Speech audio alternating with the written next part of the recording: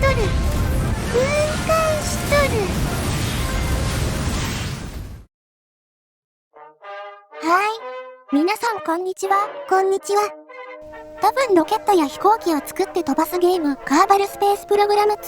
スター・ウォーズとかガンダムも作ってようわからんことなってます。ということで今日はズンちゃんも初めて見た変わった機体を作りたい。1940年代後半、アメリカで構想されたジェット爆撃機 M121。これ神殿みたいなエンテ型や。そう、前に小さい翼ある機体。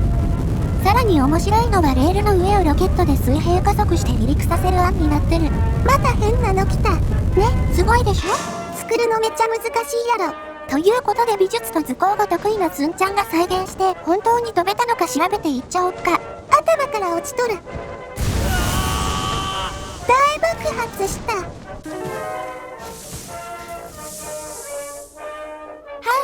ガチで何したいんや。いつも言ってるけど遊んでる暇ないんだって。誰かさんの行動9割遊びやろ。じゃあ M121 作っていきます。それとこの機体はいつもコメントくれる視聴者さんから教えてもらったものだね。リクエストありがとな。ありがとうございます。後ろでは機体サイズとなる全長20メートルの目安設置。機体は20メートルなんか。M121 は爆撃機だからちゃんと爆弾も落としたい。でもこのゲーム、パーツサイズが固定で小さいのを作るのが難しい。それに小さいのを落としても迫力がない。自分都合やろ。ということで小サイズ規格、直径 1.25 メートルの模擬爆弾を落とせる機体サイズに拡大する。後ろの目安もう意味ない。方針決まったところで機体作ってくよ。待てこれ筒状なんか。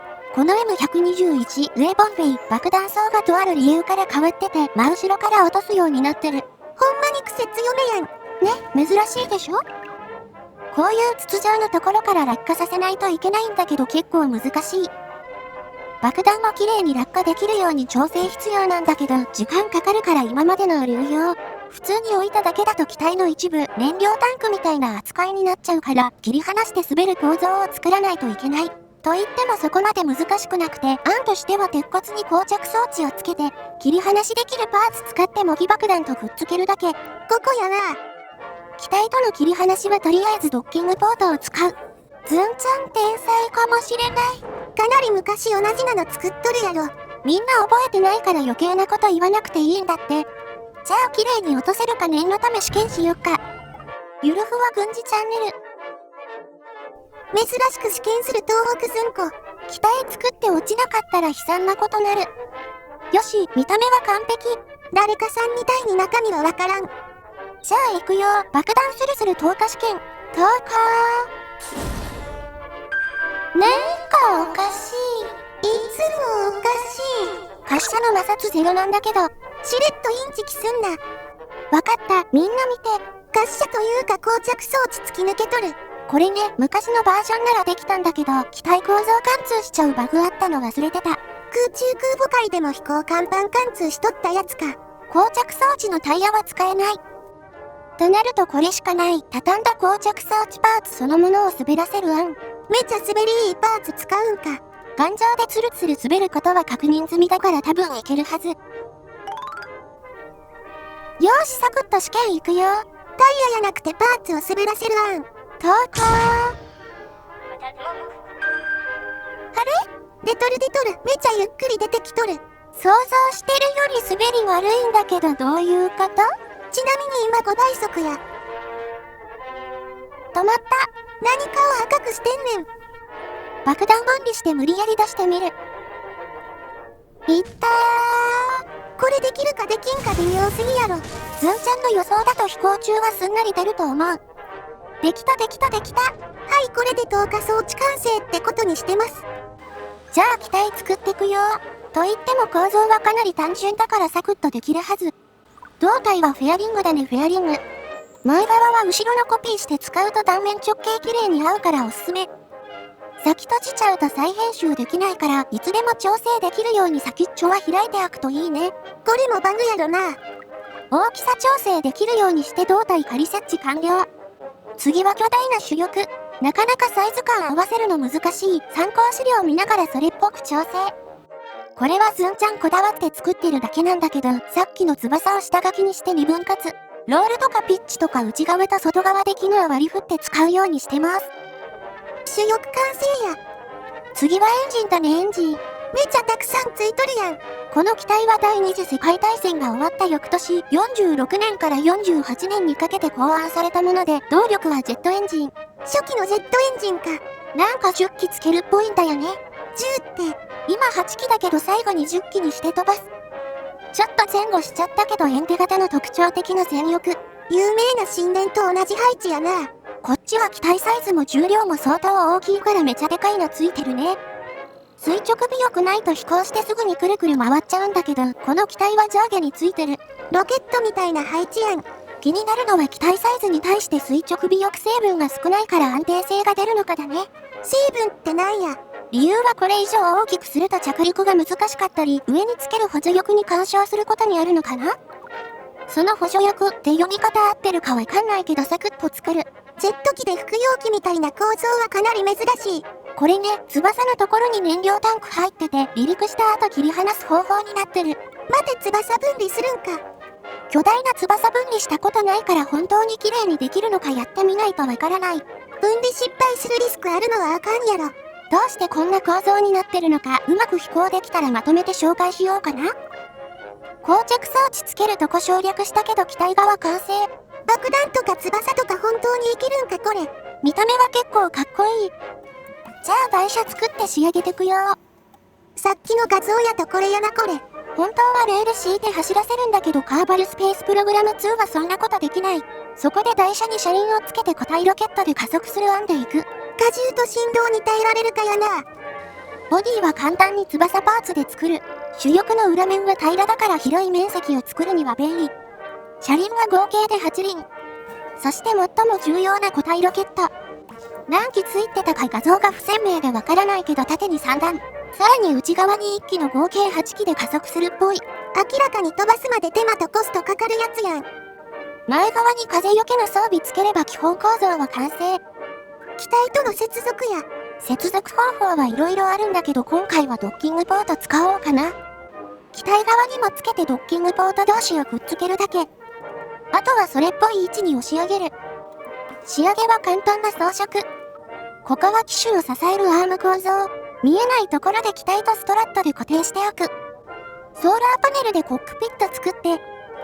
筒型爆弾装の開閉はソーラーパネル使って疑似的にやってみる。直径ぴったりサイズなんか。はい、ということでこちらが完成したフェアチャイルド M121。全長約 28.4 メートル、幅39メートルでだいたい 1.4 倍くらいの大きさかな。重量は下の車体込みで209トン、使用したパーツ数は304個。製作にかかった時間は約8時間となってます。いつもそうやけど見た目以上に時間かかっとるやん。細かい調整というか、作ってるとサイズ感合わなくなって作り直しとかしてるんだって。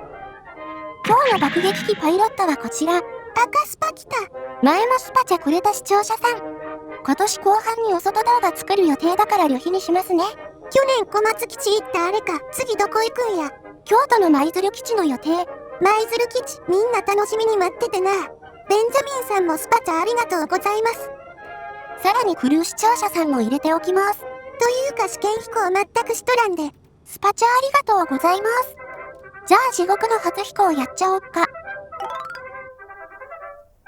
いしょ。あかん、めっちゃ跳ねとる。サスペンション硬すぎちゃったかな。恐ろしいのはなかなか止まんないんだよね。無限ぽよんぽよん状態。というか前輪2つなんかおかしいやろ。無限ぽよんぽよん状態。ごまかすな。ブレーキしたら止まった。よーし課金視聴者さんみんな乗ってるね。正しくは乗らされとるの間違いや。そして前すずめちゃんの作品作ってくれた D51 さん、真っ先に切り離される座席乗り隊みたい。確かに切り離されるところにおる。どうなっちゃうんだろう。ニヤニヤすんな。さあ盛り上がってきた。これ絶対あかんやつやろ。ずんちゃん興奮してきちゃった。固体ロケット前期正常に燃焼開始。加速。イカれた前輪多分見た目おかしいだけで正常や。現在の速度時速 260km。初試験なのにうまくいっちゃってる。現在の速度 360km。メインエンジン燃焼開始。いけるで。滑走速度時速 600km 突破。機体跳ねとる。離陸行くよ。車体分離。上の補助よく取れとる。しまった、間違っちゃった。車体ごと浮き上がっとる。笑った。何やってんねん。でも離陸成功。飛べるで。ここのドッキングポート切り離さないとダメだった。手動で接続解除。分離。あれ？先端引っかかっとる。分解しとる。なんかおかしい。あかんあかん。いつもおかしい。バラバラやん。なんか先っちょ引っかかってたんだって。つまりズンちゃんは悪くない。一番の原因が何言ってんねん。というか落ちる。大爆発した。そういえば骨組み全部燃料タンクだった。ズンペロ。奇跡的にフレームにコスプレした視聴者さんは無事。どこのターミネーターや。はあ、面白かった。想定外の事故を起こしといて何言ってんねん。でも飛べたのは結構大きい。修正ポイントもなかなかわかりやすかったね。イカれた前輪は後輪をコピーすることで正常なデータに置き換える。デバッカー東北ずんこ。補助翼の切り離しパーツが上に残っちゃった問題は内部に埋め込むことで解消。車体と機体の切り離しはカスタムキーを設定することでキーボード操作で分離できるようにする。そういうこともできるんか。エンジンのオンオフとかも特定のキー操作でできるね。先端が引っかかったのは構造上何もないから詳しい原因は不明。放置。適当すぎやろ。よーし2回目いくよ。ゆるふわ軍事チャンネル。はい、タイヤとか接続とか変えた試験飛行2回目。そういえば動力チェックしてなかった。全力動いとるか？動いてない。エンテが滝あるあるやろ。ここも変なバグあるんだよね。解決方法はこの状態のまま打ち上げに戻るを選択するだけ。ガチのデバッカー東北ずんこ。もう100回このゲームやってるんだからペロペロしないでほしい。頭バグっとるんか。ほら、再スタートしたら動力動くようになってるでしょ？動いとる動いとる。ただ作る技術があるだけでは飛ばせないゲーム、カーバルスペースプログラム中。というか最初の飛行動いとらん状態で飛ばしとったやろ。みんな行くよ。なんかいい。さっきかなり加速した状態でジェットエンジンを動かしたけど、次は最初の段階で点火してみる。現在の速度時速 250km。今日は奇跡的にまっすぐ行けてる。サスペンション固くしたのが良かったのかもしれん。そういえばタイヤちゃんと地面ついてる。そして作品作ってくれた視聴者さん。時速 400km 突破。いきます。M121 離陸。あれ？ちょっとストップ。あかん、変なことなっとる。違う、分解してる。多分速度足らなくて離陸できてない。視聴者さんも分離されとる。やだ、また夢叶えちゃった。さらばだ。どこ行くんや。コントロールできないんだって。いったー。フラットスピン入っとる。大車大爆発しとる。視聴者さんアラジンみたいに飛び上がっててよかったね。あのまま行ってたらそれこそ大変なことなってた。いや、変わらん。こっちはこっちで。もう何もできません。これ離陸条件かなり難しいやろ。機体だけで離陸できるのかすらよくわかってない。無理やり飛ばそうとするからや。ちなみにこっちの視聴者さんは、いた。頑丈なフェアリングで助かる。膝にダメージ。試験飛行3回目。とりあえず飛べると仮定する。取り外すの面倒だから仮定する。さっきのは明らかに速度不足で離陸できてなかった可能性高い。ズンちゃんの予想では1回目は飛べてたからいけるはずなんだよね。ジェットエンジン始動。ようわからん希望で現在の速度 360km 突破。車体ポヨンポヨンしとる。飛び立とうとしてる合図に違いない。接続解除。分離。すぐに機種上げ動作に移行。来た。ズンちゃん来た。今の完璧な離陸や。M121 上昇開始。機体は全く調整入れんでも飛べる状態やったということや。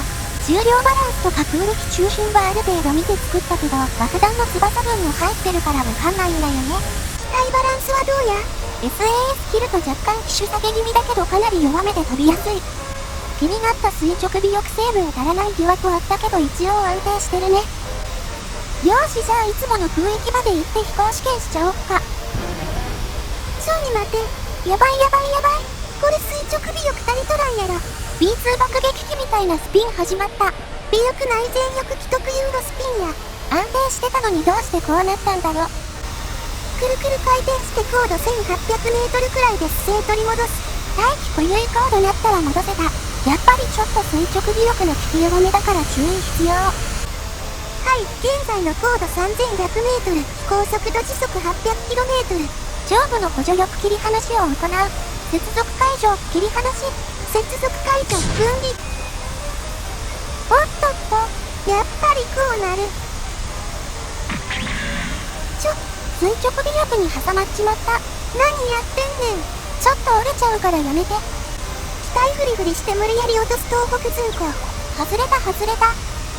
ここまでセーブし忘れてたから焦っちゃった。じゃあ飛行試験しよっか。現在の高度3000メートル、飛行速度さっきと同じ時速800キロメートルや。一応爆撃機だから大げさな旋回はあれなんだけど一応やってみる。大きく倒して左旋回開始。まあゆっくりやな。さすがにここまで倒して旋回しないと思うけど、キーボード操縦だと調整難しいから参考でやってます。でも綺麗に回れとるで。またスピン入りそうなんだけどそんな感じもないね。旋回性能は10段階評価で3くらいかな。次はより現実的な旋回。10度ほど傾けた状態で回していきたいんだけど調整はかなり難しい。爆弾とか積んだ状態やと傾けれるのはこのくらいやろな。戦闘機じゃないからね。いつものシューティングゲーム視点でやってみる。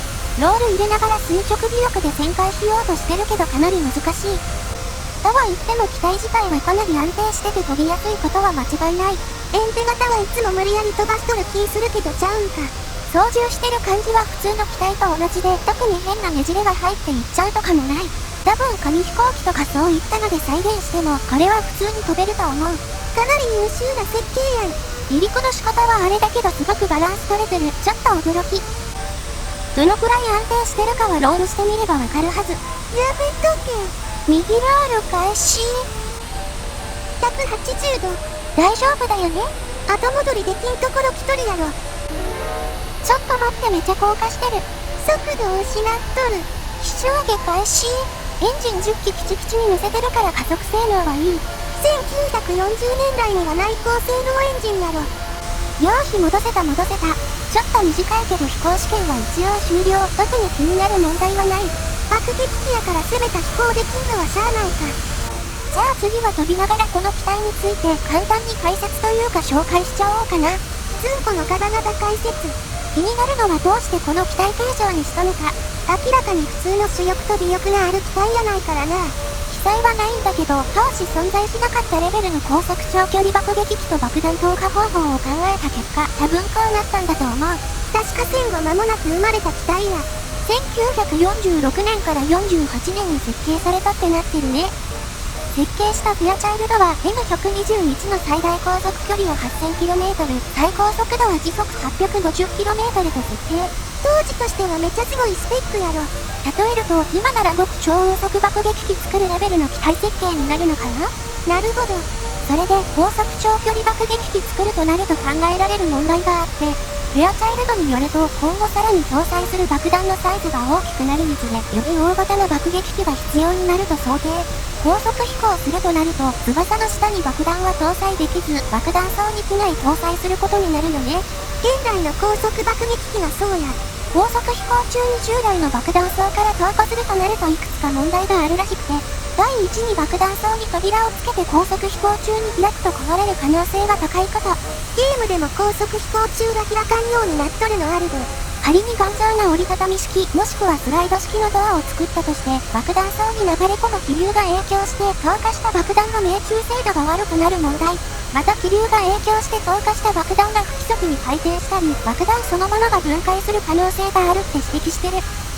フェアチャイルドが投下した爆弾と機体の速度差から問題が生じると考えて下方向ではなく機体後方から投下する方が優れていると主張。そういうことか。さらに M121 のような筒型の爆弾層を設けることで今後登場するようなより重い大型爆弾にも柔軟に対応できる設計になってるという案だね。合理的といえば合理的や。でしょ？もちろん固体ロケットを使った離陸は加速とか航続距離を伸ばす理由があったみたいで、巡航速度に達したら切り離しする補助力も低速で離陸しやすくしたり、増装として使うことで航続距離を伸ばすというのが理由だった。高速飛行と長距離爆撃機、高速爆撃と高精度爆撃の全てを取り入れた結果がこのデザインになったということやな。まとめるとそういうことだね。そう言われてみればかなり考えられて設計されたのは間違いないで。これだけ飛べるなら間違いない。現在の高度約1万メートル、高速度時速 790km くらいや。じゃあ今から性能を確かめるため模擬基地爆撃を実施する。ちゃんと爆弾落ちてくれるかや。もちろん飛行状態で一度もテストしてない。だからしとけ。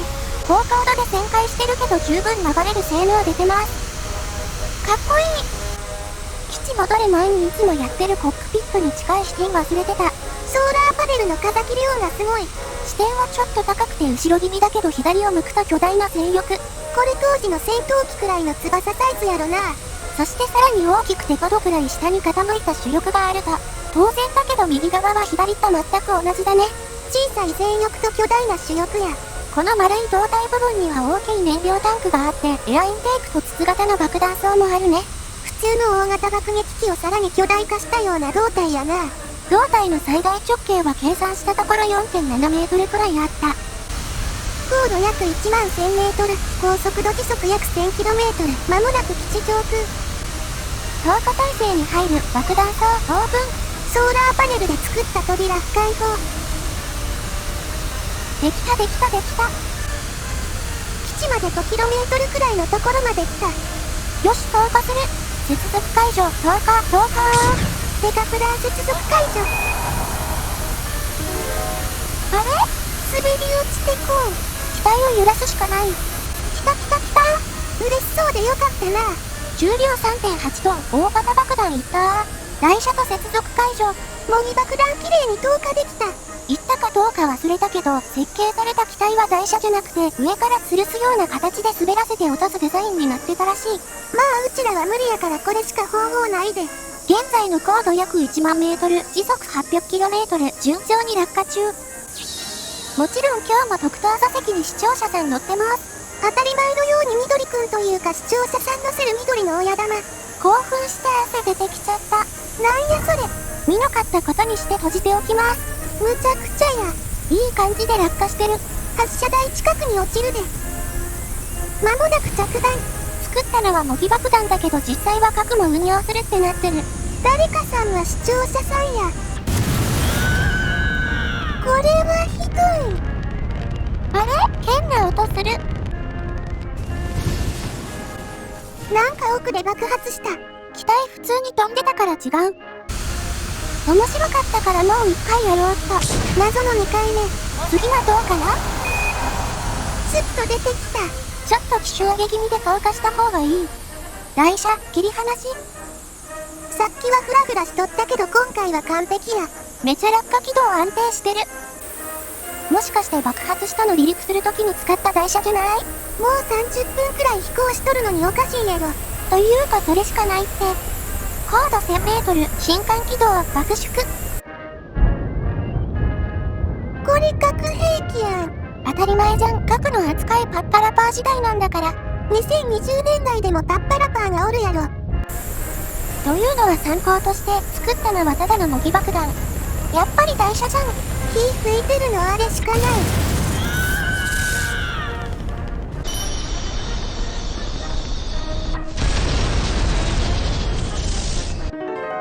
どこ向いてんねん。ズンちゃんの奇跡の設計により高度1万2000メートルから落下しても無事。よかったね。無事なわけあるか。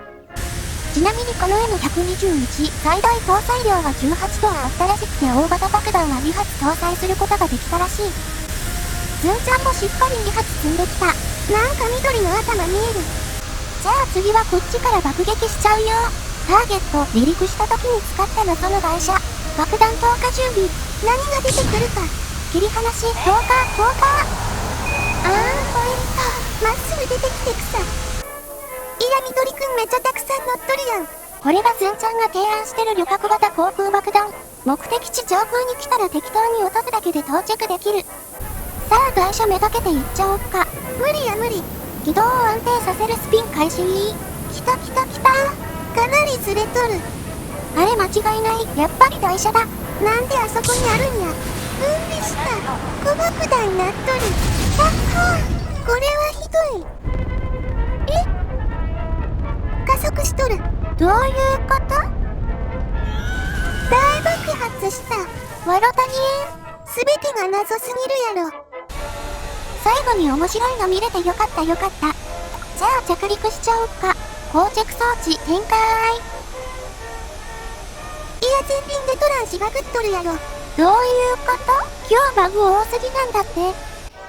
仕方ないパイロットウィングスで鍛えた着陸スキル使うしかない。高度20メートル。待てまたなんか走っとる。ゲームロードするたびに復活して近づくと加速始めるみたい。ガチで意味わからん。そしてこの機体、低速でもかなり揚力出てる。巨大以外はかなり飛びやすい機体やったで。着陸？やっぱり垂直尾翼は当たるか。待ってすごい後ろ重心になってる。コントロール不能。多分爆弾なくなったことで前軽くなったんやろな。お尻こすりながらだけど着陸成功。一応墜落なしで無事に帰ってこれたで。はい、今日はフェアチャイルドが設計した高速爆撃機 M121 を作って遊んでみました。ちなみにこのメーカー、後から知ったんだけど、A10 サンダーボルト2とか開発したところらしい。めちゃ有名な機体やん。ずっとボーイングが作ったって思ってた。では、次回の動画でお会いしましょう。またね。またな。